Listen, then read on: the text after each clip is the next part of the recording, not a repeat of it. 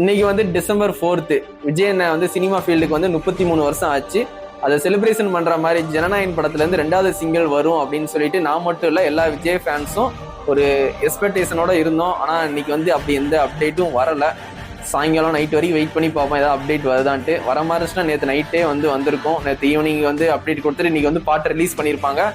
அதனால வந்து இதுக்கப்புறம் அப்டேட் வந்து கொடுக்க மாட்டாங்க. இன்னைக்கு வந்து செலிப்ரேஷன் இல்லைன்னா நான் நினைக்கிறேன். எங்க ஊர்லயும் ரீரிலீஸ் படம் எதுவுமே ரிலீஸ் ஆகலை. விஜயனோட படம் வந்து ஏதோ ரீரிலீஸ் பண்ணா போய் பார்க்கணும்னு எக்ஸ்பெக்ட் பண்ணேன் 33வது வருஷத்தை செலிப்ரேஷன் பண்றதுக்காண்டி. ஆனா விஜயனை வந்து அரசியலுக்கு வந்ததுக்கு அப்புறம் அந்த டிசம்பர் 4th வந்து இனிமே வந்து மறந்துடுவாங்க. ஏன்னா வந்து சினிமா ஃபீல்டை விட்டு அண்ணன் வந்து வெளியே வந்துட்டாங்க. ஆனா டிசம்பர் 4th இன்னைக்கு வந்து யாருமே பெருசா செலிப்ரேஷனே பண்ணல. அதனால வந்து செகண்ட் சிங்கிள் வந்து எப்படியும் அடுத்த வாரம் வர வாய்ப்பு இருக்கு. இந்த வாரம் வரலன்னா அடுத்த வாரம் கண்டிப்பா வரும். ஏன்னா வந்து ஆடியோ லான்ச்சுக்கு முன்னாடி கண்டிப்பா செகண்ட் சிங்கிள் கண்டிப்பா வரும். அதனால வந்து அடுத்த வாரம் வரைக்கும் வெயிட் பண்ணி பார்ப்போம். ஆடியோ லான்ச் வந்து டிசம்பர் 27th.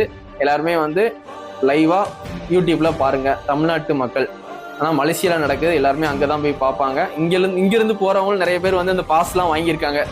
நிறைய பேர் வந்து வீடியோஸ் எல்லாம் போட்டிருந்தாங்க. விஐபி பாஸ்லாம் நாங்க வாங்கிட்டோம், மலேசியா போறோம், நேர்ல போய் பார்க்க போறோம், எல்லாரும் போய் அங்க போய் என்ஜாய் பண்ணட்டும். நம்ம வந்து டிவியில பார்த்து என்ஜாய் பண்ணலாம்.